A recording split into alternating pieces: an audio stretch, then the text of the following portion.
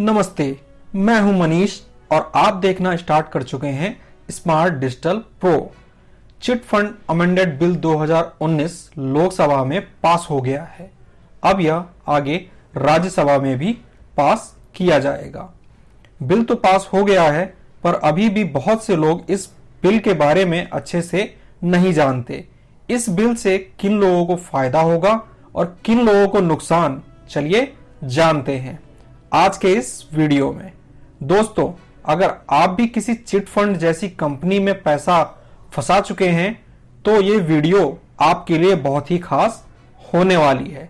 तो बने रहिए इस बिल की सारी जानकारी के लिए वीडियो के अंत तक। दोस्तों, अगर आप पहली बार हमारे चैनल पर आए हैं तो प्लीज इसे सब्सक्राइब जरूर कर लें ताकि आगे से किसी भी तरह की अपडेट सीधे आप तक पहुंच सके। और हाँ, सब्सक्राइब के बगल में लगे घंटे के आइकॉन को दबाना ना भूलें। तो चलिए शुरू करते हैं। धन्यवाद अध्यक्ष जी। चिट फंड अमेंडमेंट बिल 2019 पर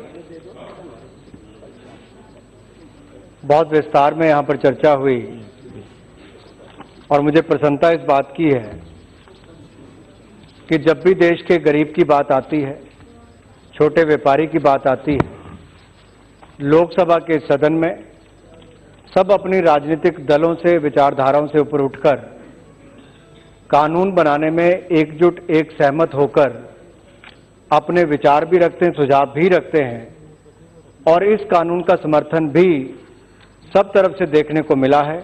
इसलिए मैं सभी माननीय सांसदों का बहुत बहुत आभार प्रकट करता हूं जिन्होंने इसमें अपनी बात रखते हुए और क्या सुधार हो सकते हैं, इस बिल से क्या सुधार होगा, क्या चुनौतियां समाज में हैं, इन सब विषयों पर अच्छा प्रकाश डाला। और कहीं ना कहीं ये बातें भी आई कि क्या डिपॉजिट स्कीम या पैसा इकट्ठा करने वाले जो पैसा लेकर भाग जाते हैं, उसकी चर्चा भी कहीं ना कहीं उस बात को एक मिक्सअप होते हुए भी देखा गया कि अनरेगुलेटेड डिपॉजिट को हम चिट फंड के साथ कहीं ना कहीं बहुत बार बातों में मिक्स कर गए। अगर आपको याद होगा, पिछले ही सत्र में जब banning of unregulated deposit scheme, इस पर हम कानून बनाने के लिए यहां पर आए थे, तब भी इस सदन में भी और राज्यसभा में भी सभी माननीय सांसदों ने, जिन्होंने उसमें भाग लिया, उसमें भी बहुत अच्छे विचार दिए और जिन्होंने अमेंडमेंट दी थी, माननीय अध्यक्ष जी, उन्होंने उस समय सारी विड्रॉ भी की थी कि ये गरीब के हित में बिल है ताकि उसका पैसा, जो ईमानदारी का पैसा है, छोटी छोटी बचत है, कहीं वो बर्बाद ना हो जाए। इसलिए उस समय भी इन सब लोगों ने सहयोग किया था और ये मात्र 2-3 महीने पुरानी बात है। चिट फंड बिल शायद उस समय आता, क्योंकि पिछली बार जब ये 16वीं लोकसभा में यहां पर आया, स्टैंडिंग कमेटी ऑन फाइनेंस को इसको देखने के लिए कहा गया, विस्तार में इस पर चर्चा हुई। इससे पहले की एडवाइजरी ग्रुप इस पर बनाया गया था, उन्होंने अपनी अलग से रिकमेंडेशन दी थी और फाइनेंस कमेटी के सारे विचार सुनते हुए उनकी 21वीं रिपोर्ट भी सुनी, उसमें उनकी डिटेल रिपोर्ट आई थी। फिर 35वीं रिपोर्ट में उन्होंने कहा कि एक मजबूत, सशक्त और एक अच्छा कानून बने जिससे चिट फंड में जो अपना पैसा देते हैं उनको कहीं ना कहीं सुरक्षित रखा जाए और मजबूती वहां पर मिल सके। और उसमें प्रमुखता क्या थे? जो बैनिंग ऑफ अनरेगुलेटेड डिपॉजिट था, माननीय अध्यक्ष जी, उसमें डिपॉजिट जो लेती हैं कंपनियां, जो नॉन रेगुलेटर से बाहर हैं, जैसे RBI, SEBI, IRDAI, PFRDA, housing finance, इन सब से बाहर जो है 9 ऑर्गेनाइजेशन से, वो सारे ही अनरेगुलेटेड डिपॉजिट गिने जाएंगे। उसमें बड़ी क्लियर व्याख्यान है। उसमें जो 9 में रजिस्टर होंगे वो रेगुलेटेड होंगे, जो 9 से बाहर होंगे वो अनरेगुलेटेड होंगे। वो अलग बिल था। ये चिट फंड के लिए है जो डिपॉजिट मेकिंग नहीं है, सब्सक्रिप्शन बेस्ड है और निर्धारित समय पर आपको अपनी सब्सक्रिप्शन देनी है, अलग अलग इंटरवल पर देनी है। और इस पर भी ये कहा गया, जो पहले डिविडेंड की बात आती थी कि कंपनीज एक्ट के अंतर्गत उसमें कुछ विरोध भी होता है कि डिविडेंड कहां से दोगे, तो उस पर भी इसको बदलाव करके नाम बदलने की बात कही गई। ये ज्यादा जागरूकता लाने के लिए सब कुछ किया गया है। जहां अनरेगुलेटेड डिपॉजिट इलीगल है, वहीं पर चिट फंड लीगल है। आप रजिस्टर करवाते हो और रजिस्ट्रेशन के बाद जब आपको परमिशन मिलती है तब जाकर आप अपनी चिट को फ्लोट कर सकते हो, लोग उसके हिस्से बन सकते हैं, सब्सक्राइब कर सकते हैं। इसमें यह भी कहा गया कि फोरमैन, क्योंकि 1981 के बाद तो बेचारे की उसकी कमीशन ही नहीं बढ़ पाई थी, तो स्टैंडिंग कमेटी ने भी, केएजी ने भी, दोनों ने कहा कि उसको बढ़ाना चाहिए, तो उसको तभी बढ़ाकर इसको 7% किया गया ताकि फोरमैन की वो बढ़ भी सके। अब जब इसमें चर्चा में बहुत सारी बातें आई, एक बात मैं कहूंगा, ये अपने आप में एक ऐसी व्यवस्था है जहां पर आपको क्रेडिट भी और सेविंग दोनों की व्यवस्था ही एक ही योजना में मिलती है।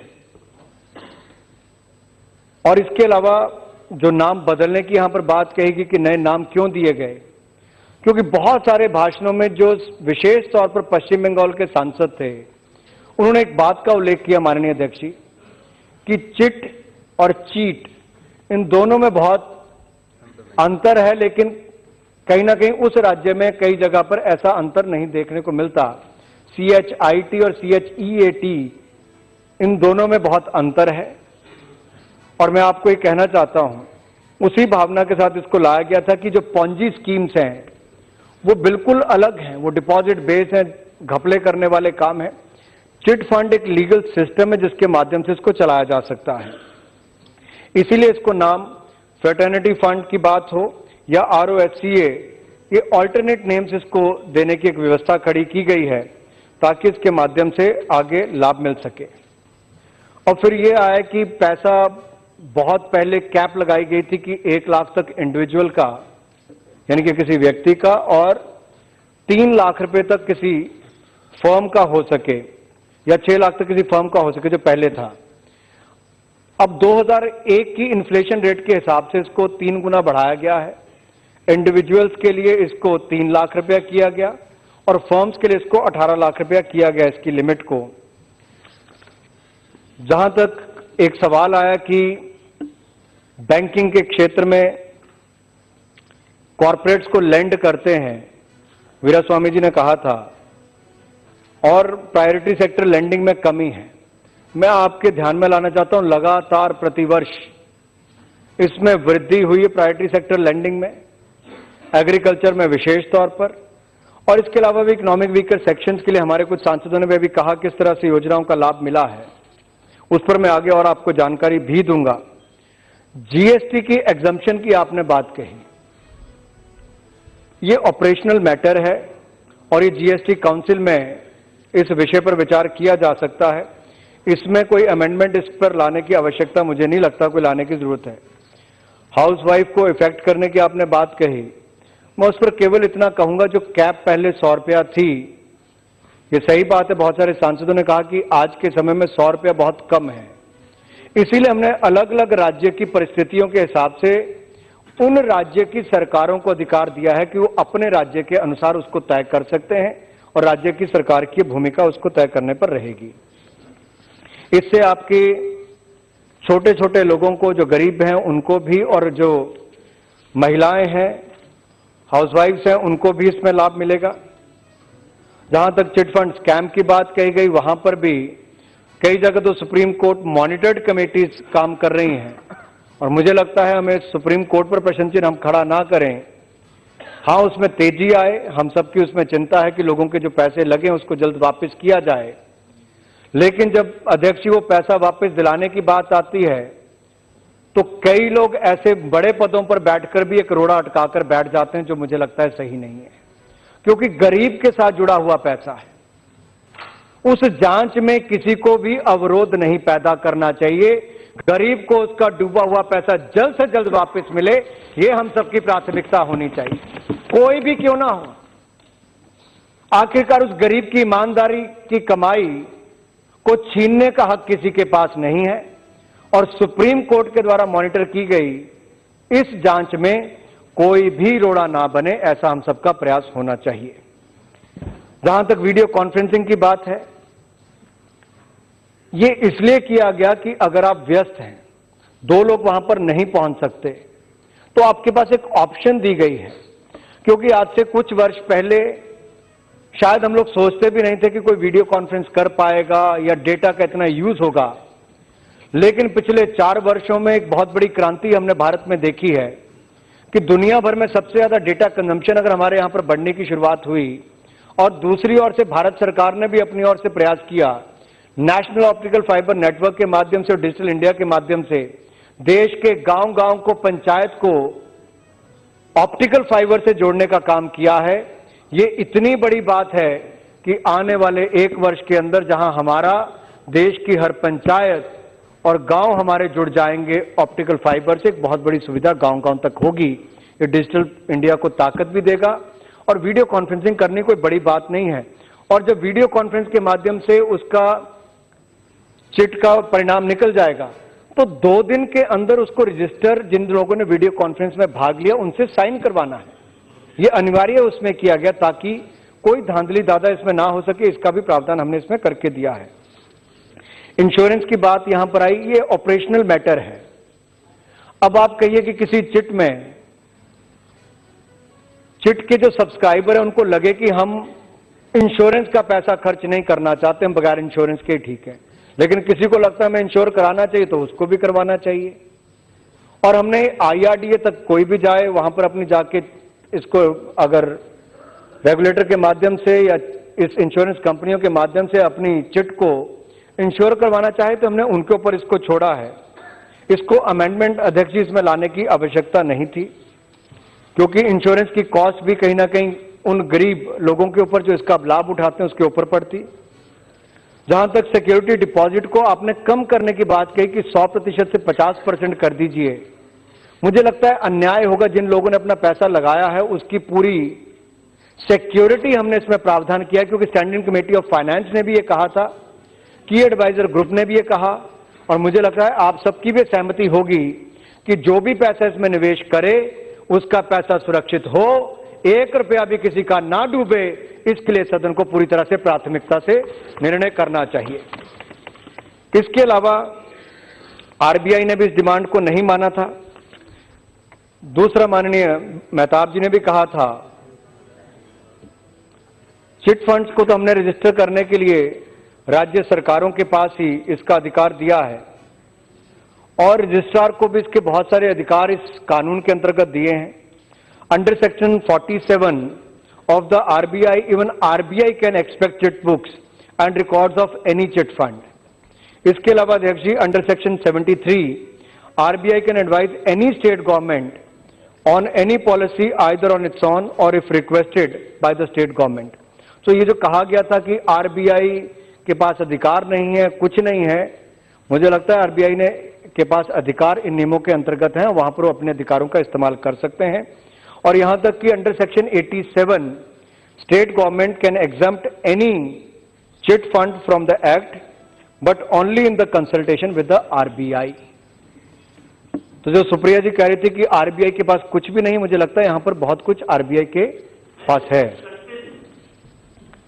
और इसके अलावा जो एक सवाल खड़ा किया गया कि कोऑर्डिनेशन कमेटी होनी चाहिए, it already exist. State level coordination committees हैं, और ये माननीय अध्यक्ष जी इसमें चीफ सेक्रेटरी इसको चेयर करता है, राज्य का सबसे बड़ा अधिकारी है। और इस कमेटी में सेबी के अधिकारी हैं, आरबीआई के अधिकारी हैं, इनकम टैक्स के हैं, एसएफआईओ के हैं, सीबीआई के हैं, पुलिस के हैं, इकोनॉमिक अफेयर्स विंग के हैं। तो मुझे लगता है जो फ्रॉड से रिलेटेड या रेगुलेटर जो हैं बाकी, वो सब इसमें शामिल हैं। और राज्य के चीफ सेक्रेटरी जहां से उनको रजिस्टर कराना है वो उसका हिस्सा है। और ये हर 3 महीने में एक बार कमेटी मिलती है, इसलिए मुझे नहीं लगता किसी के मन में कोई शंका रहनी चाहिए। इनके पास पर्याप्त शक्तियां भी हैं, अधिकार भी हैं, 3 महीने में मिलने का इनके पास नियम भी बना हुआ है, और ये सब न्याय दिलाने के लिए उचित लोग भी हैं। प्रोटेक्शन ऑफ, इन्होंने कहा कि इंटरेस्ट ऑफ सब्सक्राइबर्स, इसमें मैं 2-3 बातें अपनी ओर से यहां पर कहना चाहता हूं, भरतरी जी है नहीं। Chapter 5 of the Act provides detailed provision to safeguard interest of subscribers so that subscribers who have won in any particular round continue to pay in the future rounds. In the Chapter 3, sir, which lays down the rights and duties of the foreman, including provision of security to safeguard all subscribers. And Chapter 4 has provision about action against defaulting subscribers, such as their removal and substitution to safeguard the interest of the other subscribers. इसके अलावा सचेत करके एक portal हमने RBI ने launch किया है जिस पर इसकी जानकारी भी है। अगर आपको याद होगा तो banning of unregulated deposit scheme में हमने ये भी प्रावधान किया था कि इंफॉर्मेशन टेक्नोलॉजी के माध्यम से जितनी भी ये योजना चलाने वाले इनका एक डेटा बैंक बने और उनके पोर्टल पर वो अवेलेबल हो ताकि देश भर में उसकी जानकारी मिल सके। उसमें भी सजा का प्रावधान किया गया था, यहां पर भी सजा का प्रावधान है और ये सजा का प्रावधान इसलिए किया गया है कि गरीब आदमी का पैसा लेकर कोई ना भागे। अगर सदन को लगता है सजा होनी चाहिए तो उसका प्रावधान इस कानून में किया गया है ताकि भविष्य में उस बात का ध्यान रखा जा सके।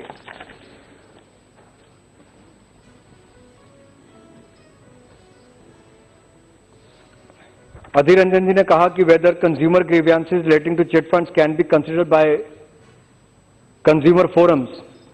Sir, the consumer complaints are covered under the consumer protection act और आपने 2-3 हाई कोर्ट्स का और कंज्यूमर कोर्ट्स का भी आपने यहां पर उदाहरण दिया है। इंटरप्रिटेशन जो है it is decided by the judiciary as to whether any consumer grievance और complaint is covered under the consumer protection act. इसलिए शायद कहीं ना कहीं ये और ये एक केस में नहीं बहुत सारों में दिक्कत आती है आपका, उसमें ये वाजिब है बड़ा उठाना। मैं आपसे इसमें कुछ हद तक सहमत भी हूं। और जहां तक आपने कहा कि name of the foreman should be changed, इस पर भी बड़ी डिटेल में चर्चा कमेटी में भी हुई। उससे पहले जो की एडवाइजरी ग्रुप रखा गया, कुछ सांसदों ने और भी कहा, तो मुझे लगता है इसकी रिस्पॉन्सिबिलिटीज भी, इसका नाम भी इसमें बड़ा क्लियरली डिफाइंड किया गया, लेन करने तक कि उसको प्रावधान सारे किए गए हैं और ये इंडिविजुअल और कंपनी में कहीं पर भी हो सकता है। तो मुझे लगता है इसकी डेफिनेशन बहुत क्लियर है, अब इसके उसमें ज्यादा जाने की आवश्यकता नहीं होगी। अमर सिंह जी ने यहां पर कहा कि people should get access to formal financial system and insurance. मैं आपसे बिल्कुल सहमत हूं और कहीं ना कहीं जब हम सब लोग ये बात उठाते हैं तो मुझे लगता है हमें पिछले कुछ वर्षों पर भी नजर उठाकर देखना चाहिए कि हम कहां पर थे, कहां पहुंच पाए हैं। आज से कुछ साल पहले तक बहुत सारे बैंक खाते नहीं थे, बहुत सारे मीन्स 37 करोड़ से ज्यादा लोगों के बैंक खाते नहीं थे। मैं आपको उसकी एग्जैक्ट फिगर पढ़ के बताना चाहता हूं।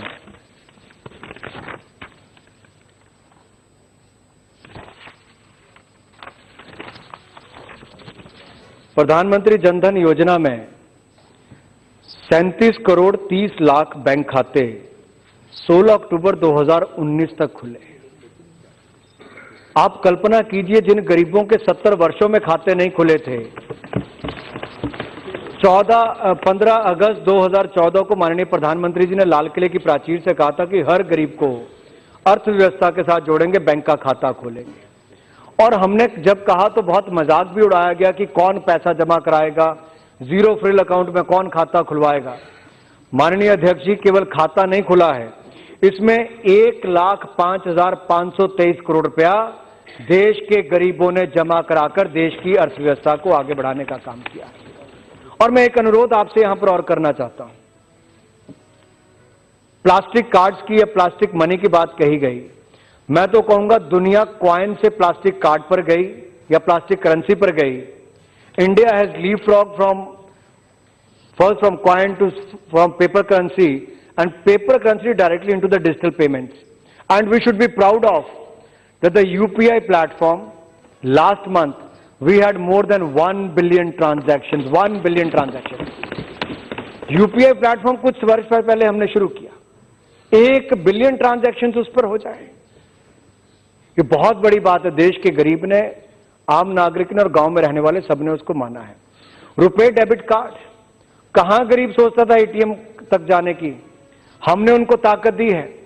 28 करोड़ के लगभग लोगों के पास रुपए डेबिट कार्ड देश के अंदर भी हैं और अब तो सिंगापुर, यूएई और बाकी देशों में भी भारतीय करेंसी को एक्सेप्ट करने के लिए एक बहुत बड़ी जो मुहिम चलाई गई, मैं माननीय वित्त मंत्री और प्रधानमंत्री जी को उसके लिए बहुत बहुत बधाई और साधुवाद देना चाहता हूं। आप मास्टर कार्ड, वीजा या एसबीआई कार्ड की वैल्यूएशन देख लीजिए कहां पर है। आज उनकी वैल्यूएशन जहां पर है, कल को अगर रुपए डेबिट कार्ड की वैल्यूएशन कभी मार्केट में की जाए तो मुझे लगता है कि अपने आप में इतना बड़ा प्लेटफॉर्म बन जाएगा जो हजारों करोड़ रुपए की वैल्यूएशन हमारे रुपए डेबिट कार्ड की हो सकती है। ये प्रयास हमने किए हैं फाइनेंशियल इंक्लूजन के स्तर पर और मैं आपसे सहमत हूं, उसमें और सुधार जितने होंगे हम उसमें करने की और भी प्रयास करेंगे।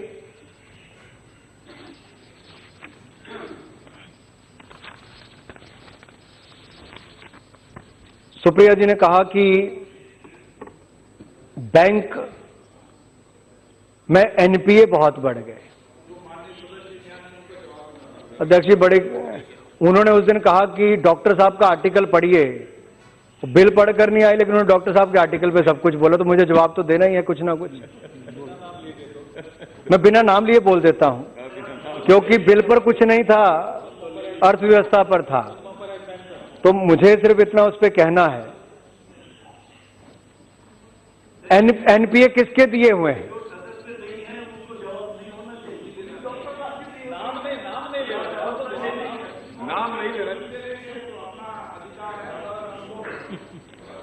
अध्यक्ष जी वरिष्ठ सदस्य हैं, इसलिए मैंने सोचा कि उनका नाम लेके बोला जाए। हमारी सरकार आई अध्यक्ष जी, और ये मैंने नहीं, जब उस समय हम जब पार्लियामेंट्री स्टैंडिंग कमेटी का मैं सदस्य था और बाकी लोग सदस्य, तब उस समय रघुराम राजन जी ने आकर कहा था कि ये उस समय के एनपीए के लोन है जब यूपीए की सरकार थी। ये लोन जब उस समय दिए गए वो सब एनपीए बाद में हुए। उस समय कारपेट के नीचे दबाए गए थे, हमने आकर कुछ छिपाया नहीं, हमने देश को बताया कि जो एनपीए एक्चुअल हैं वो देश की जनता के सामने आए। एसेट क्वालिटी रिव्यू हमने कराने का प्रयास किया। 4R स्ट्रेटेजी हम लोग लेकर आए, जिसको पॉलिसी लेकर आए, जिसमें रिकॉग्निशन, रेजोल्यूशन, रिकैपिटलाइजेशन और रिफॉर्म्स, इसके माध्यम से हमने बैंकिंग व्यवस्था को बदलने का प्रयास किया और हमने छिपाया नहीं। बैंकों को जो 10 पीएसबी थे उनको 4 एंटिटीज उनकी रह जाएंगी, उनकी क्षमता बढ़ाने का हमने काम किया है ताकि वो ज्यादा से ज्यादा कर्जा दे सकें। वो पीसीए फ्रेमवर्क से बाहर आए तो हमारी सरकार के कारण आए। हमने उनकी कैपिटलाइजेशन, रिकैपिटलाइजेशन करने का काम किया तो लाखों करोड़ रुपए हमारी सरकार ने उसमें डाले हैं। अब ये कहा गया उस समय कि इंसॉल्वेंसी बैंक्रप्सी कोड लाकर आपने कौन सा बड़ा तीर मार लिया, क्या इससे हुआ? अध्यक्ष जी, हमने बड़ा तीर मारा है। हम में हिम्मत थी तो हम कानून भी लेकर आए और उस कानून के डर से और उस कानून के प्रावधानों से लगभग 4 करोड़ 84 लाख रुपया इस देश में वापस आया है। तो उसके माध्यम से, उसके डर से या उसके प्रावधानों से डेटर क्रेडिटर रिलेशनशिप उससे बेहतर हुई है। कुछ उस पे एनसीएलटी के आने से पहले सॉल्व हो गए, कुछ एनसीएलटी के आने के बाद हुए। भूषण स्टील एक अपने आप में बड़ा उदाहरण है। शायद पहले 4-4, 5-5 वर्ष लगते थे, तब पैसा वापस नहीं आ पाता था। इस कानून के बनने के बाद वो समय आधे से कम रह गया और हजारों करोड़ रुपए आपके वापस आने शुरू हुए हैं। तो हम कानून बनाया भी, हमने उसको लागू भी किया। फ्यूजिटिव इकोनॉमिक ऑफेंडर्स बिल की बात आई, भाई पैसा आपने दिया, भाग वो गए, वापस लाने के लिए हमने कानून बनाया और विदेशों में रहने वालों को जेल भी वहां पर करवाई और कईयों को वहां से वापस लाने के लिए हमने प्रक्रिया भी शुरू की है। हमने किया, इसीलिए बोलते हैं। जहां तक फाइनेंशियल लिटरेसी की बात कही गई कि इस देश में फाइनेंशियल लिटरेसी पर कोई काम ही नहीं हुआ, यह कहा गया। मैं आपके माध्यम से अध्यक्ष जी इस पर 5 मिनट कम से कम लेना चाहूंगा।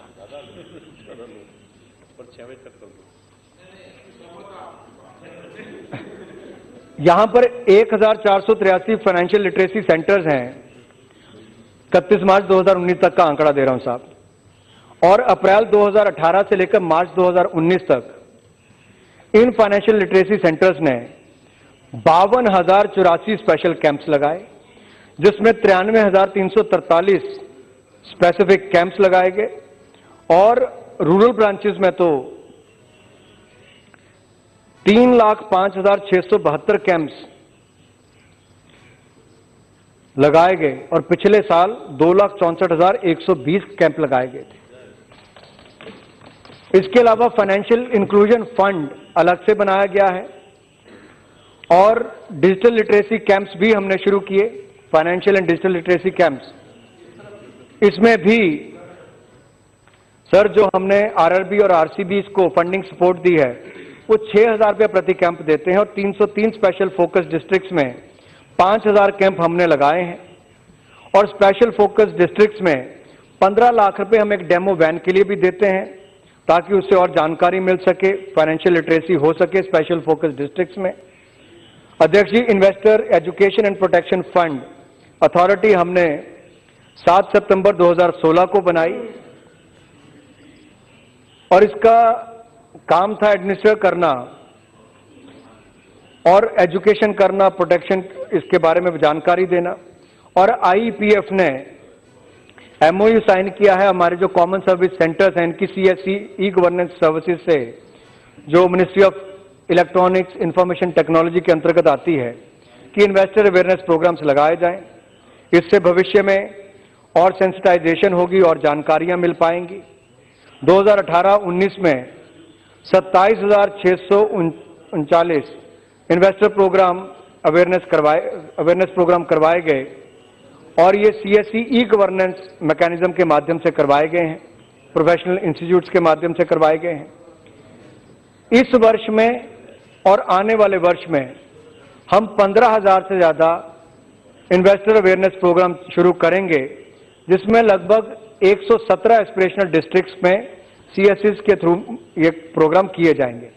नेहरू युवा केंद्र जो केवल एक संस्था जिसमें बहुत कम कार्य किए जाते हैं, हमने उसको भी इसमें जोड़ने का काम किया है और कस्टमाइज्ड इन्वेस्टर अवेयरनेस प्रोग्राम इसके माध्यम से हम कंडक्ट करेंगे और इससे भी उसके ऑफिशियल और वॉलंटियर्स को जानकारी देकर उससे आगे लाखों लोगों को जानकारी देने का प्रावधान किया जाएगा। इन्वेस्टर एजुकेशन और फाइनेंशियल लिटरेसी प्रोग्राम जो हम पूरे ग्रामीण भारत में एडवांस स्टेज पर चलाने की बात कर रहे हैं, ये किसके माध्यम से? इंडिया पोस्ट पेमेंट बैंक, जिसके लगभग 650 ब्रांचेस माननीय प्रधानमंत्री जी के निर्देश पर पोस्ट बैंक ने देश भर में खोली हैं। अब इसके माध्यम से 3,219 प्रोग्राम किए जाएंगे, 20,000 गांवों को इसके साथ जोड़ा जाएगा और 3,21,900 भारत के नागरिकों को इसके माध्यम से भी जानकारी दी जाएगी। तो इतने कार्यक्रम फाइनेंशियल लिटरेसी के माध्यम से शुरू किए गए हैं देश भर में। इसके अलावा भी लंबी सूची है अध्यक्ष, मुझे लगता है इस विषय से थोड़ा सा मैं आगे चलूं। आईबीसी और एपेक्स कोड की मैंने आपके सामने बात की है, जनधन योजना की भी मैंने यहां पर आपके सामने विषय रखा है। मुद्रा योजना में तो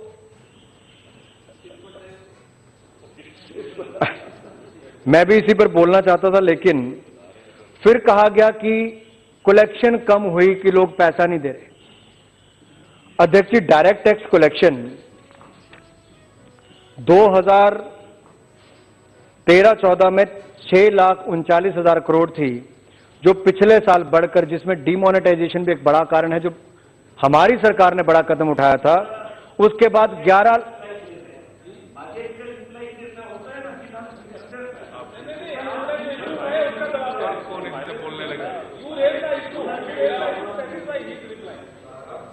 अध्यक्ष जी, अगर आप चाहोगे मैं इसमें से किसी पे भी उत्तर देने के लिए तैयार नहीं हूं, हम सहमति से बिल्कुल पास कर सकते हैं।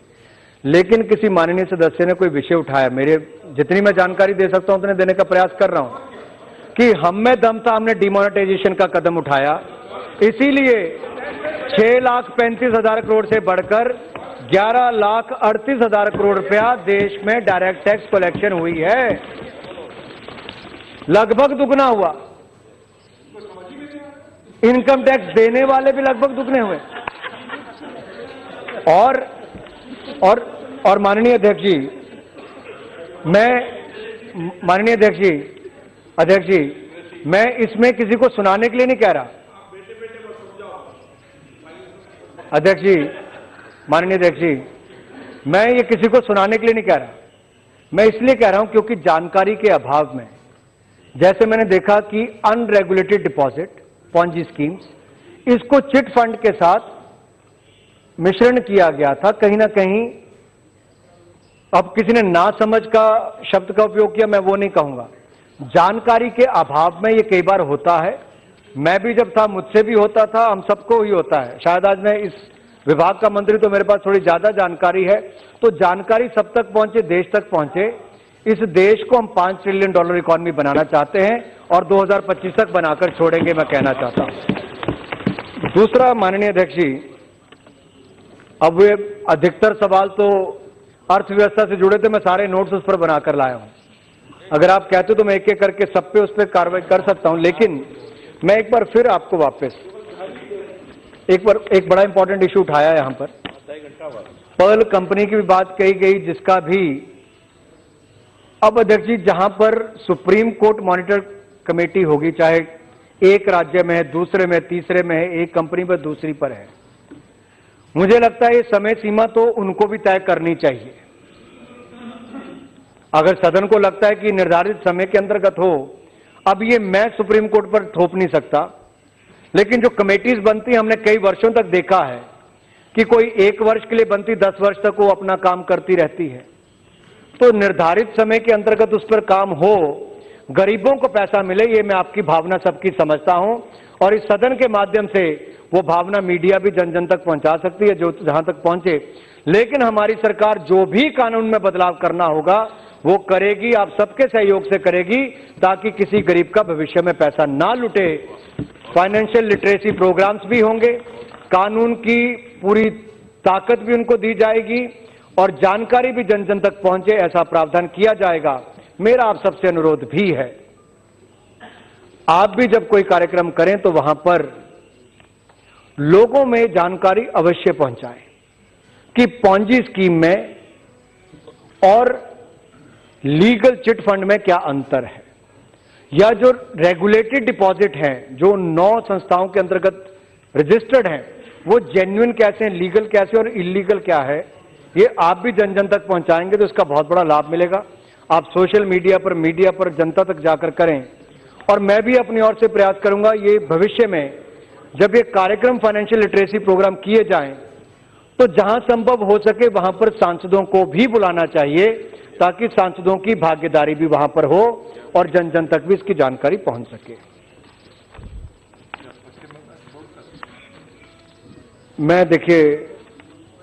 मैं किसी राज्य के बारे में विशेष तौर पर टिप्पणी नहीं करूंगा।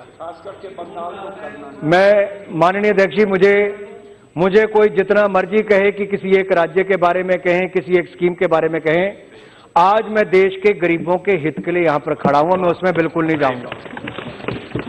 और हमारी सरकार की प्राथमिकता इसमें गरीब के हित के संरक्षण के लिए है और ये बिल भी उसी के लिए लाया गया है। मैं इसलिए आप सबसे अनुरोध करता हूं, राजनीति से ऊपर उठकर हम गरीब के हित के लिए इस बिल को पास करेंगे, ताकि भविष्य में भी ऐसा कोई सदन में ना, आप सड़क पे जाके जो करना आप करिए, लेकिन सदन में हमें कानून बनाने की क्षमता या ताकत दी है, हम यहां पर कानून बनाएंगे। क्योंकि बाकी दलों ने भी राजनीति से ऊपर उठकर यहां पर अपने सुझाव दिए हैं। मैं इसलिए सबका धन्यवाद करता हूं, इन्होंने राजनीति से ऊपर उठकर इस बिल का समर्थन किया है। मैं आप सबसे अनुरोध करता हूं, सब इसका समर्थन करें। अब किसी भी गरीब का पैसा चिट फंड में डूब नहीं पाएगा। देश में लगभग 30,000 पंजीकृत चिट फंड कंपनियां हैं, जबकि हजारों की संख्या में गैर पंजीकृत कंपनियां काम कर रही हैं। सरकार की मंशा है कि गरीबों का पैसा, उनका हक ना मारा जाए। अगर गरीबों ने किसी स्कीम में पैसा लगाया है तो उसका एक एक पैसा वापस उसे मिले। पिछले दिनों कई कंपनियों में घोटाले सामने आए। ये कंपनियां चिट फंड की आड़ में कुछ गलत काम कर रही थी, लेकिन अब सरकार ने 1982 के चिट फंड बिल में बदलाव करने का फैसला ले लिया है। लोकसभा में इसी से जुड़ा बिल पेश किया गया। बिल पारित होने के बाद चिट फंड कंपनियों का बेहतर रेगुलेशन हो सकेगा, उनमें बेहतर पारदर्शिता हो सकेगी। चिट फंड के नाम पर धोखाधड़ी करना मुश्किल होगा। नए विधेयक के मुताबिक अब 4 या इससे कम लोगों के बीच चिट फंड चलाने के लिए न्यूनतम राशि की सीमा 3 लाख रुपए कर दी गई है, जो कि पहले 1 लाख रुपए थी। अगर 4 या इससे ज्यादा व्यक्ति साझेदार हैं तो चिट फंड की राशि की सीमा 6 लाख से बढ़ाकर 18 लाख रुपए कर दी गई है। इसके साथ ही चिट फंड चलाने वाले प्रबंधक फोरमैन के लिए कमीशन का हिस्सा 5% से बढ़ाकर 7% कर दिया गया है। वहीं इसका प्रावधान यह है कि कम से कम 2 सदस्य मौजूद हों, भले ही वीडियो कॉन्फ्रेंसिंग के जरिए हों। फोरमैन इसकी प्रक्रिया की रिकॉर्डिंग भी करेगा। चिट फंड चलाने वाले प्रबंधक फोरमैन के लिए कमीशन का हिस्सा 5% से बढ़ाकर 7% कर दिया गया है। यह भी निश्चित किया गया है। बिल में अनुराग ठाकुर ने अपने जवाब में पोंजी स्कीम और चिट फंड में भी अंतर बताया है। कहा है कि पोंजी स्कीमों पर पूरी तरीके से पाबंदी है। चिट फंड संशोधन विधेयक 2019 का मुख्य उद्देश्य इससे कामकाज को पारदर्शित बनाने के साथ ही इसके साथ जुड़े कलंक को भी खत्म करना है। यही वजह है कि विधेयक में कहा गया है कि चिट फंड व्यवस्था को बंधुत्व फंड, आवर्ती बचत योजना या फिर ऋण संस्थान के तौर पर जाना जाएगा। तर्क रखा गया है कि चिट फंड से ऐसा लगता है कि जैसे कोई दूसरे को धोखा दे रहा हो, लेकिन कुछ पक्षकारों ने इसमें अनियमितताओं को लेकर चिंता जताई थी, जिसके बाद सरकार ने इसके लिए एक कंसल्टिंग ग्रुप बनाया था। नतीजा सामने है, नया बिल आ गया है। इस बिल से जुड़ी अब तक की जो जानकारी थी वह हमने आपको बताई। आगे क्या होता है वो भी हम आपको बताएंगे। पर हां, एक सवाल है जो अभी उलझा हुआ है कि क्या पुराने चिट फंड इस बिल के दायरे में आएंगे या नहीं। दोस्तों, आपको क्या लगता है, इस बिल के आने से लोगों के पैसे फर्जी कंपनी द्वारा लूटने से बच पाएगा? कमेंट में आप अपनी राय लिखें। अगर दोस्तों वीडियो अच्छी लगी हो तो इसे लाइक करें और अपने दोस्तों के साथ भी इस इंफॉर्मेशन को शेयर करें। तब तक के लिए धन्यवाद। आप देखते रहिए स्मार्ट डिजिटल प्रो।